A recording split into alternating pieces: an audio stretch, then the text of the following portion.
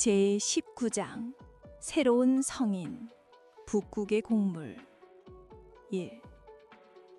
13년의 세월이 흘렀다. 혁거세와 알령의 사랑은 이제 서나벌이라는 나라의 토양 그 자체가 되어 있었다. 그들의 아들 태자 남해는 어느덧 20살을 훌쩍 넘긴 청년이 되어 있었다. 남해는 아버지의 신성한 위엄과 어머니의 따뜻한 지혜를 고루 물려받았다. 서나벌의 백성들은 떠오르는 새로운 태양, 남해의 존재에 무한한 신뢰와 애정을 보내고 있었다. 혁거세와 알령은 이제 국정의 많은 부분을 아들에게 맡기고 두 사람만의 원숙한 사랑을 즐기며 한 걸음 물러나 있었다. 서나벌은 완벽한 안정기에 접어든 것처럼 보였다. 그러나 금성박대 세상은 여전히 거친 파도가 몰아치는 바다와 같았다. 북쪽의 고구려는 쉼없이 영토를 넓혔고 남쪽의 백제는 조용히 국력을 키우고 있었다. 그리고 그 두 거대한 세력 사이에 낀 작은 나라들은 생존을 위해 필사적인 몸부림을 치고 있었다. 2. 북쪽에서 온 손님. 53년이 되던 해 머나먼 북쪽 땅 동옥저에서 사신이 금성을 찾아왔다. 함경도의 거친 해안가에 자리한 동옥저는 고구려의 팽창에 가장 먼저 위협을 느끼는 약소국이었다. 동옥저의 사신은 혁거세 앞에 엎드려 좋은 말 20피를 마쳤다. 머나먼 길 고생이 많았소. 그런데 어찌하여 동옥저의 왕께서는 우리에게 이리 귀한 선물을 보내셨소. 혁거세의 물음에 사신은 고개를 깊이 숙이며 아뢰었다. 저희 왕께서 말씀하시길 남쪽의 한에서 성인이 나셨다는 소식을 들었기에 신하를 보내어 마땅한 예를 표하는 것이라 하셨나이다. 그 말에 대전의 모든 신하들이 흐뭇한 미소를 지었다. 그러나 단 한 사람, 왕비 알령의 눈빛은 날카롭게 빛나고 있었다.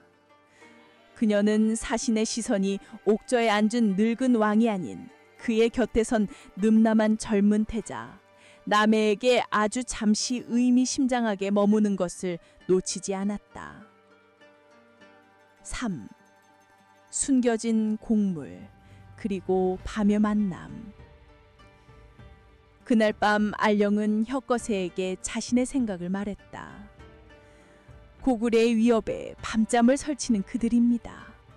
이미 저물어가는 태양보다는 이제 막 떠오르는 태양에게 기대를 거는 것이 당연한 이치지요. 그들은 우리의 아들 남해를 보고 온 것입니다. 알령의 통찰은 정확했다. 그날 밤 태자남해는 숨겨진 곡물을 확인해달라는 사신의 은밀한 요청에 따라 객관을 향했다. 달빛이 비치는 객관의 후원, 그곳에 한 여인이 서 있었다. 동옥자의 왕이 보낸 진짜 곡물, 그의 조카딸이자 무녀인 옥하였다. 그녀는 서나벌의 여인들과는 전혀 다른 아름다움을 지녔었다. 눈보라 속에서 핀 꽃처럼 희고 파란 피부, 거친 파도를 담은 듯한 깊고 검은 눈동자. 그 안에는 북국의 혹독한 추위를 이겨낸 강인함이 서려 있었다. 태자 전하를 뵙는다. 그대가 숨겨진 곡물이라는 것이요? 남해의 물음에 옥하는 희미하게 미소 지었다. 곡물이라기보다는 저희 나라가 가진 마지막 희망이라고 해드지요.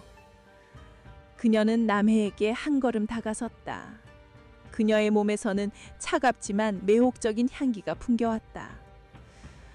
저의 숙부이신 왕께서는 서나벌에 떠오르는 새로운 태양이 있다는 소식을 들으셨습니다. 그래서 저를 보내셨습니다.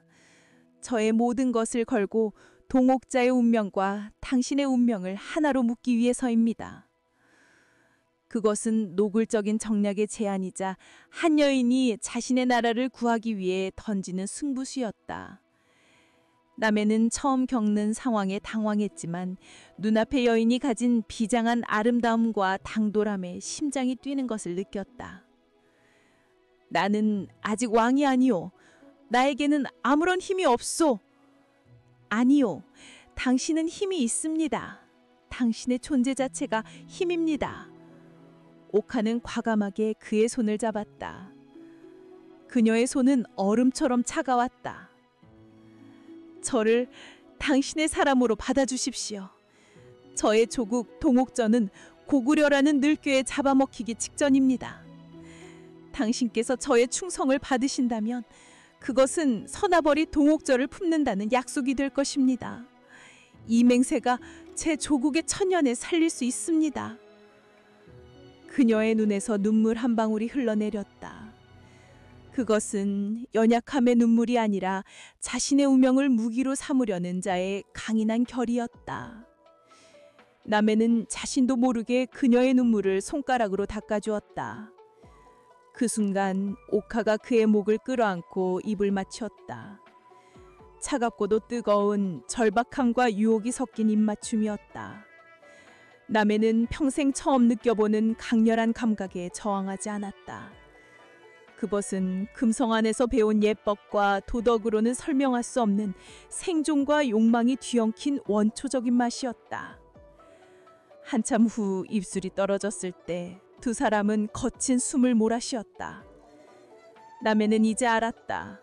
금성 밖의 세상은 아버지와 어머니가 이룩한 평화로운 세상과는 전혀 다른 법칙으로 움직인다는 것에, 그리고 자신은 이제 그 거칠고도 매혹적인 세계의 한복판에 서게 되었다는 것을.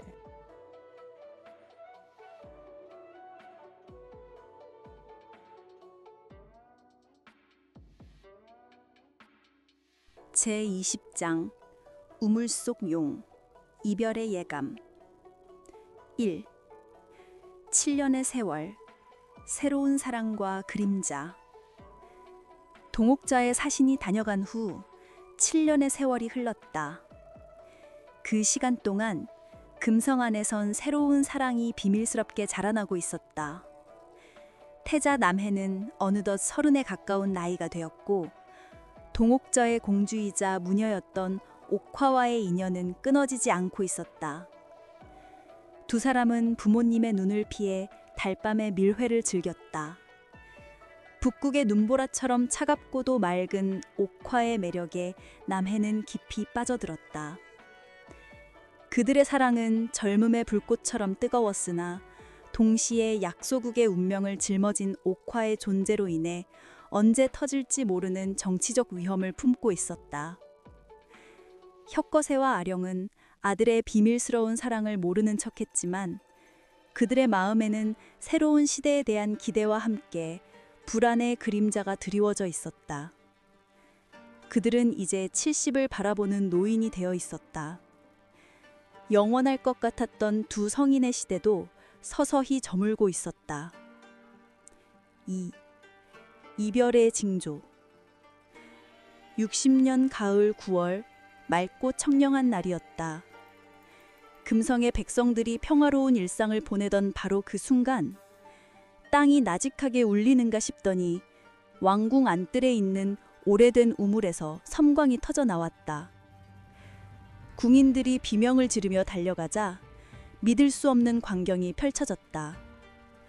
우물 안에서 거대한 용 2마리가 서로의 몸을 휘감은 채 솟아오르고 있었다. 한 마리는 혁거세를 상징하듯 하늘을 닮은 푸른빛이었고 다른 한 마리는 아령을 상징하듯 땅을 닮은 황금빛이었다. 2마리의 용은 인간의 감정으로는 헤아릴 수 없는 깊고 장엄한 눈으로 금성을 한번 둘러본 뒤 다시 조용히 우물 속으로 사라졌다. 그것은 시작에 불과했다. 용이 사라지자마자 맑은 떤 하늘에 갑자기 먹구름이 몰려들며 천둥이 울리고 폭우가 쏟아졌다. 그리고 번쩍하는 섬광과 함께 벼락이 금성의 남쪽 문을 내리쳐 산산조각 내버렸다. 왕궁은 순식간에 공포와 혼란에 휩싸였다. 불길한 징조다! 하늘이 노하셨다! 백성들은 두려움에 떨며 엎드렸다. 그러나 그 모든 혼란의 중심에선 혁거세와 아령은 놀라울 정도로 평온했다. 그들은 수정천정을 가진 그들의 궁실에서 쏟아지는 비를 보며 조용히 차를 마시고 있었다. 왔군요. 혁거세가 먼저 입을 열었다.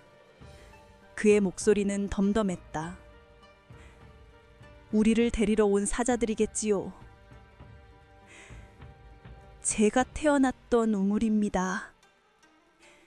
아령이 희미하게 미소 지었다. 그녀의 눈빛에는 두려움이 아닌 오랜 길을 떠나는 자의 평온함이 깃들어 있었다. 저를 세상에 내어주었던 그 용이 이제 저를 다시 데리러 온 것이겠지요. 나는 하늘의 아래서 태어났고 당신은 땅의 우물에서 태어났소. 이제 함께 돌아갈 시간이 된 모양이요. 그들은 더 이상 말이 없었다. 60년을 함께한 부부는 굳이 말하지 않아도 서로의 마음을 알 수 있었다. 그들은 죽음이라는 마지막 운명마저도 함께 맞이할 준비가 되어 있었다. 그날 밤 두 사람은 일생의 마지막 정사를 준비했다. 그것은 더 이상 욕망을 채우기 위함이 아니었다. 60년의 세월, 함께 겪었던 모든 희로애락을 서로의 몸에 다시 한번 새기고 다가올 영원한 이별을 준비하는 경건한 의식이었다. 그들은 서로의 늙고 주름진 몸을 부드럽게 어루만졌다. 그 주름 하나하나에 함께 넘었던 수많은 시간들이 기록되어 있었다. 기억하시오, 부인. 우리가 처음 만났던 그날을. 기억합니다, 전하. 당신의 몸에선 빛이 났지요. 당신의 입술은 새의 부리를 닮았었고요. 두 사람은 서로의 지난 날을 속삭이며 아주 천천히 하나가 되었다. 젊은 날의 폭풍 같은 정사가 아니었다. 마른 장작불처럼 뜨겁지는 않지만 깊고 은은하게 타오르는 사랑이었다. 움직임은 느렸고 숨결은 고요했다. 그들의 행위는 쾌락을 넘어선 서로의 존재 자체에 대한 깊은 감사가 담겨 있었다. 고마웠소, 나의 왕비. 혁거세는 그녀의 이마에 맺힌 땀을 닦아주며 말했다. 당신이 없었다면 나의 삶도 이 서나불도 없었을 것이오. 저야말로 감사했습니다, 나의 지아비. 그녀는 그의 품에 깊이 안기며 속삭였다. 당신과 함께한 이 60년, 저에겐 영원과도 같았습니다. 그들의 마지막 절정은 격렬한 신음이 아닌 조용한 눈물과 함께 찾아왔다. 그것은 슬픔의 눈물이 아닌 충만한 삶을 함께한 동지에 대한, 그리고 이제 함께 마지막 길을 떠날 연인에 대한 뜨거운 감사의 눈물이었다. 다음 날 아침, 혁거세와 아령은 옥좌에 앉아 태자 남해를 불렀다. 두 사람의 얼굴에는 밤새 나눈 사랑의 온기와 함께 모든 것을 초월한 성인의 평온함이 깃들어 있었다. 아들아. 혁거세가 입을 열었다. 우리의 시대는 이제 저물고 있다. 밤새 용이 우리를 부르는 것을 보았다. 이제 그 부름에 답해야 할 때가 머지않았다. 그는 옥좌에서 일어나 남해의 어깨에 손을 얹었다. 곧 이 나라의 태양은 너가 될 것이다. 두려워하지 말거라. 우리 두 사람의 사랑이 이 나라의 땅속 깊은 곳에서 너를 영원히 지켜줄 것이니라. 그것은 아버지의 유언이자 창업군주가 다음 시대의 왕에게 내리는 마지막 축곡이었다. 남해는 눈물을 흘리며 부모님 앞에 엎드렸다. 한 시대가 그렇게 조용히 저물어가고 있었다. 그러나 아직 끝나지는 않았다. 하늘이 정해준 마지막 날, 그들은 함께 떠날 것이다.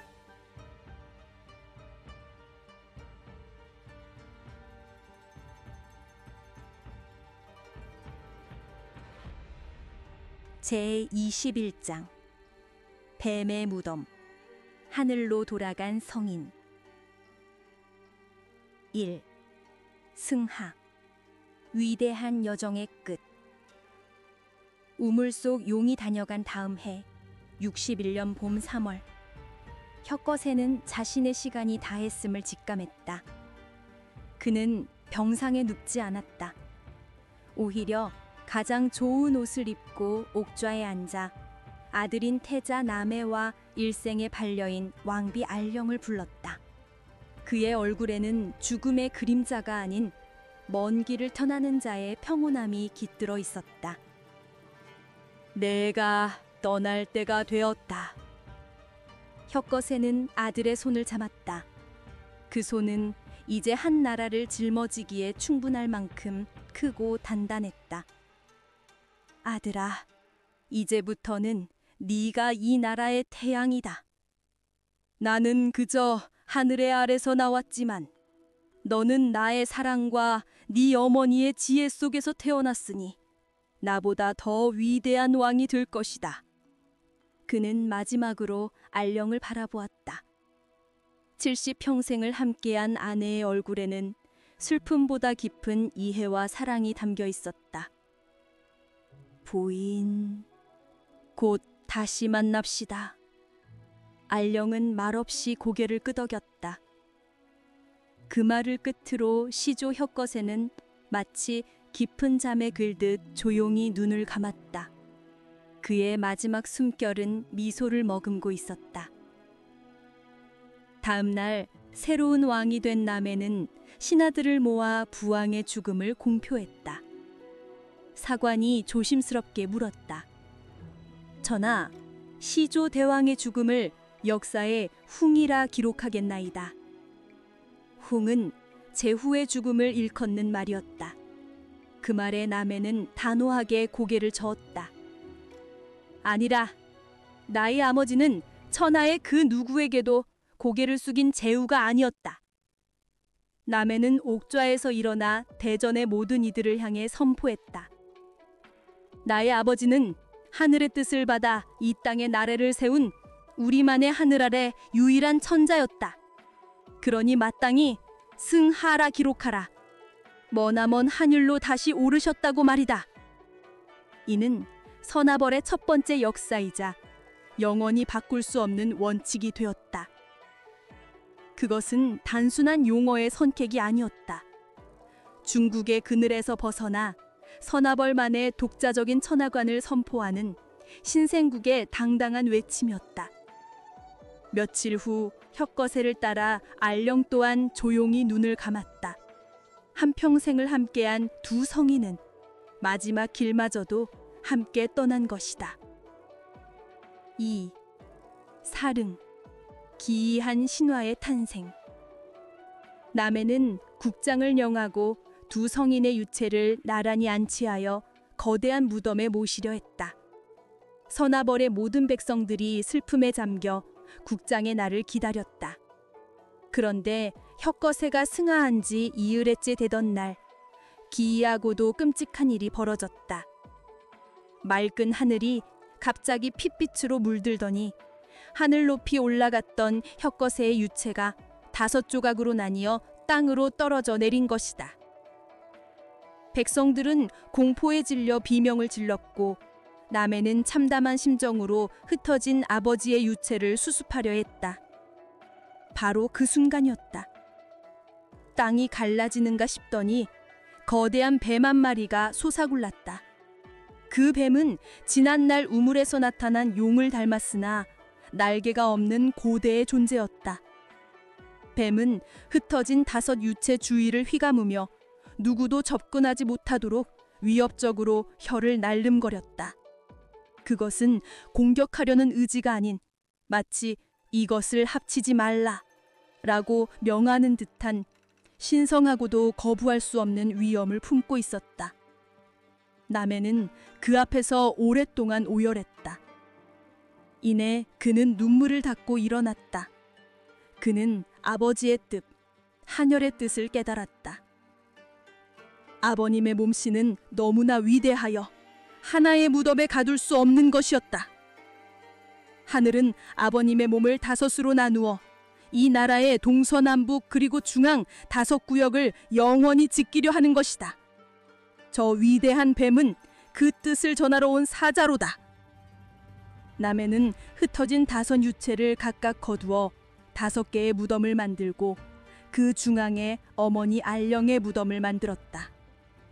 사람들은 5 성인의 무덤이라 하여 그곳을 오릉이라 불렀고 신성한 뱀이 지키는 무덤이라 하여 사릉이라고도 하였다. 한 시대가 그렇게 저물었다. 혁거세와 알령의 이야기는 죽음과 함께 끝나는 듯 보였지만 오히려 기이하고 장엄한 신화가 되어 서나벌 백성들의 가슴 속에 영원히 살아남게 되었다. 새로운 왕 남해는 오릉 앞에서 굳게 맹세했다. 아버지와 어머니가 사랑과 신화로 세운 이 나라를 나는 지혜와 힘으로 지켜나갈 것이라고. 서나벌의 신화 시대는 끝나고 이제 본격적인 역사의 시대가 막을 올리고 있었다.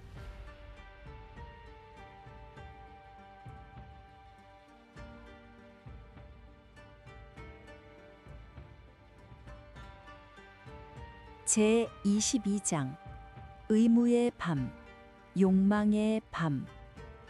1. 성스러운 멍에, 남매의 결혼. 새로운 왕, 남해 차차옹의 시대가 열렸다. 그러나 그의 어깨를 짓누르는 것은 왕관의 무게만이 아니었다.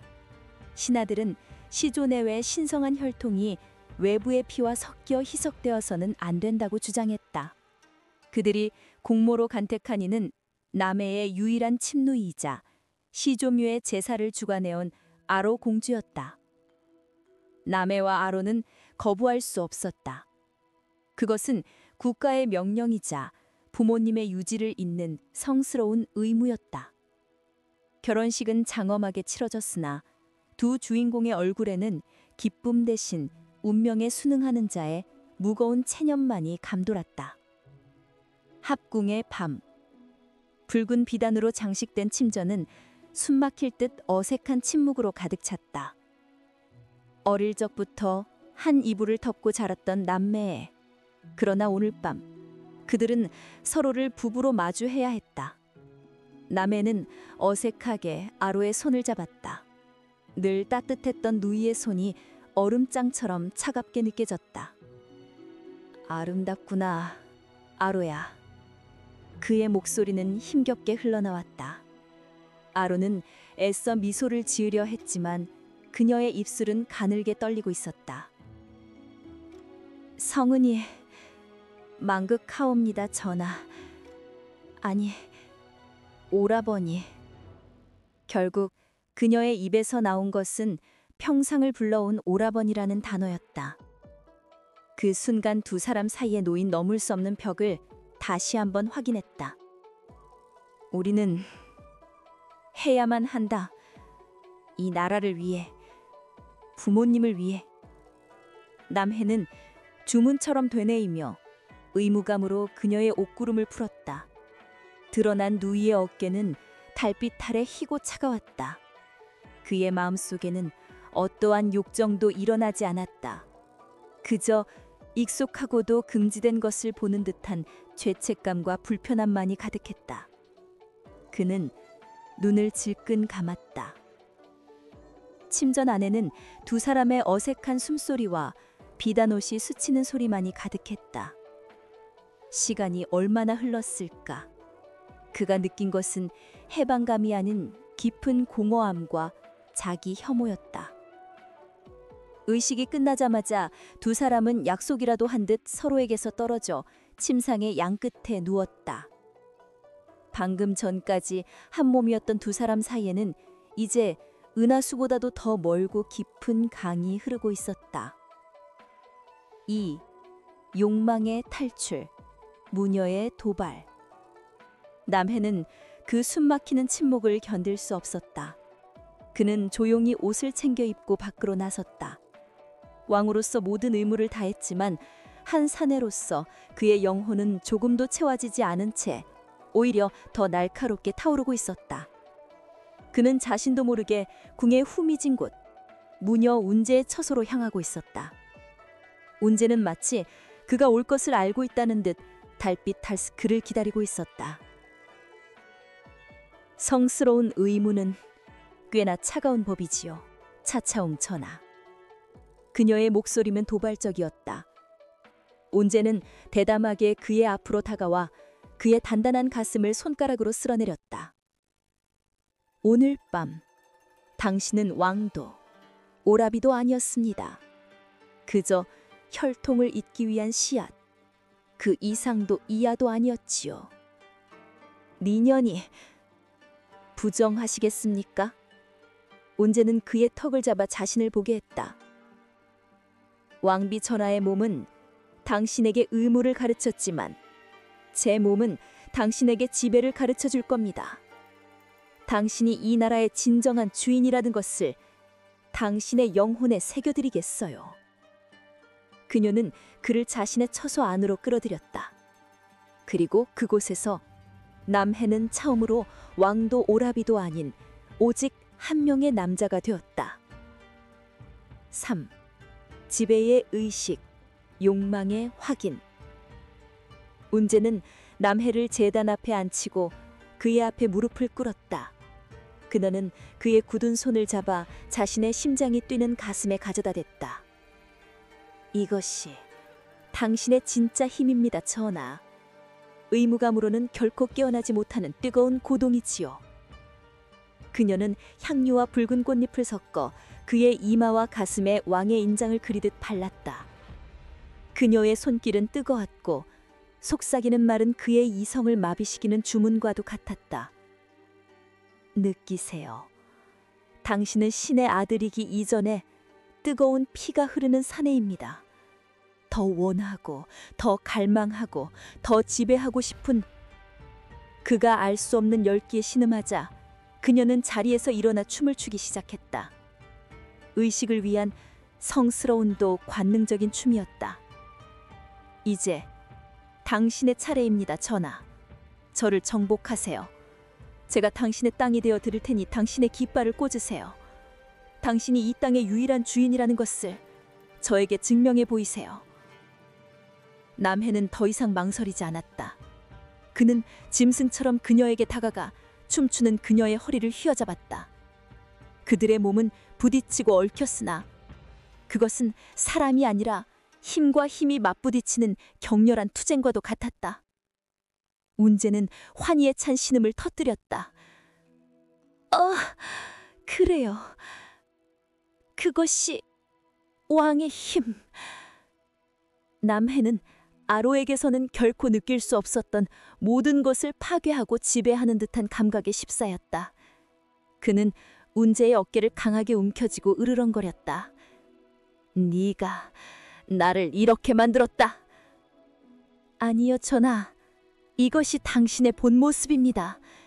제가 그저 잠들어 있던 당신을 깨우는 뿐이지요.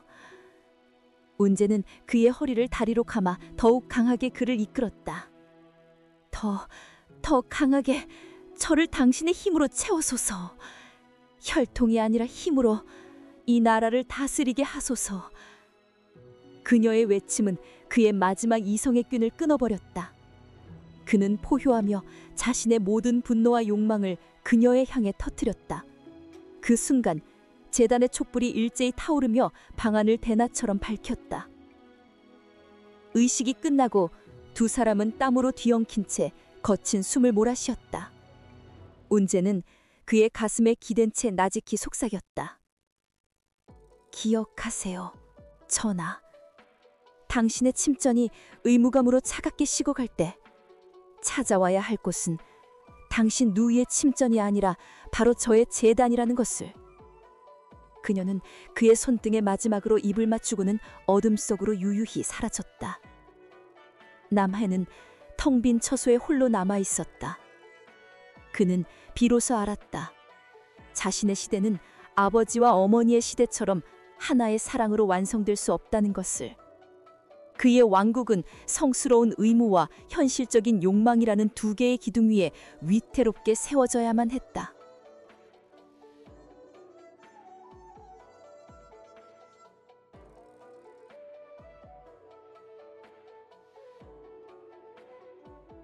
제23장 역사의 무게, 기록의 칼날.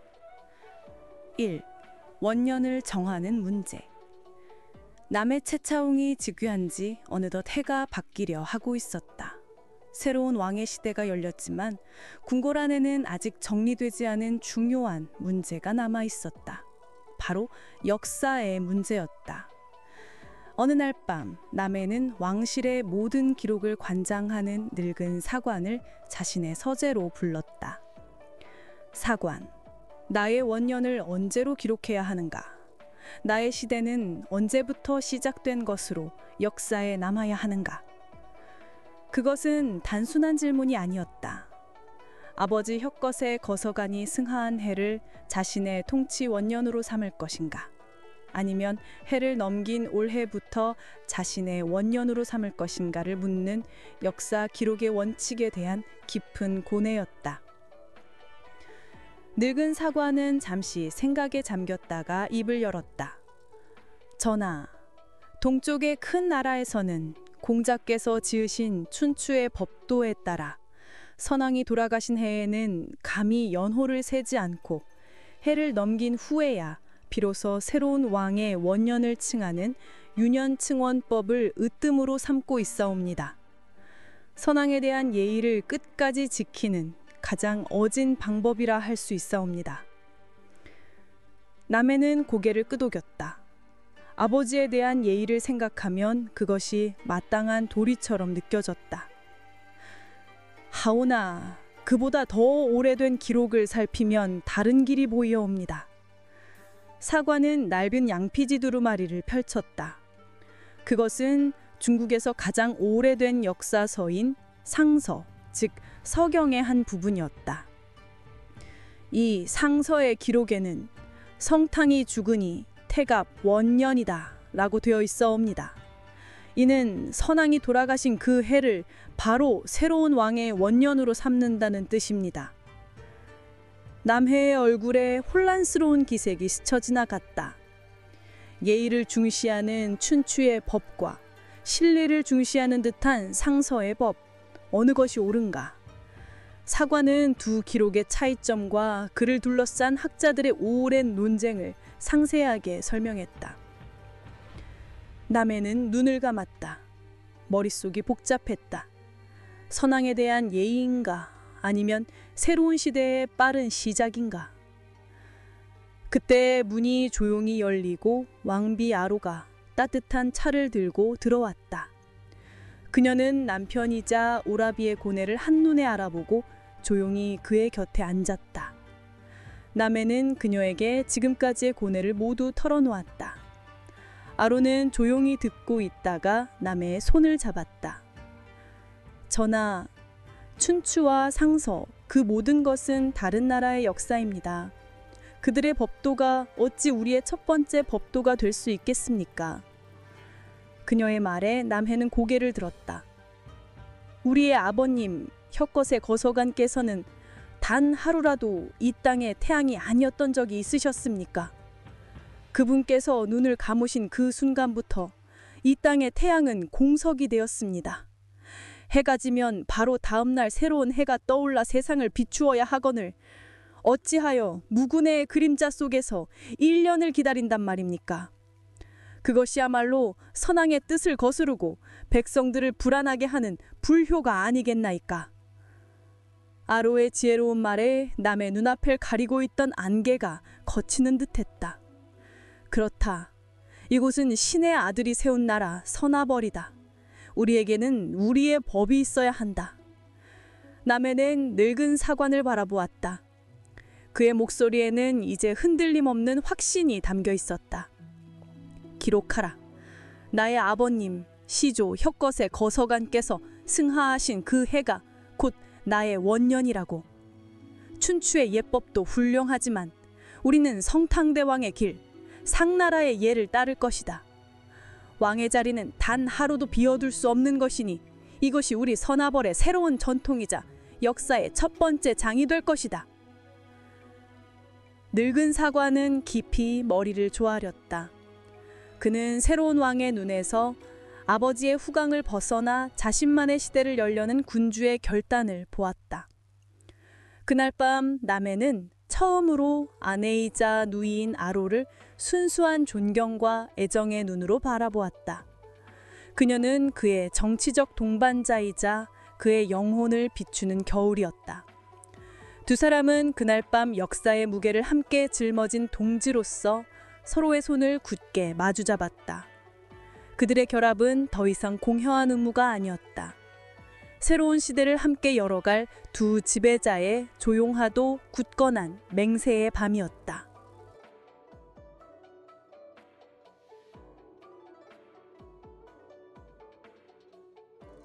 제24장 상주임금 주술의 재단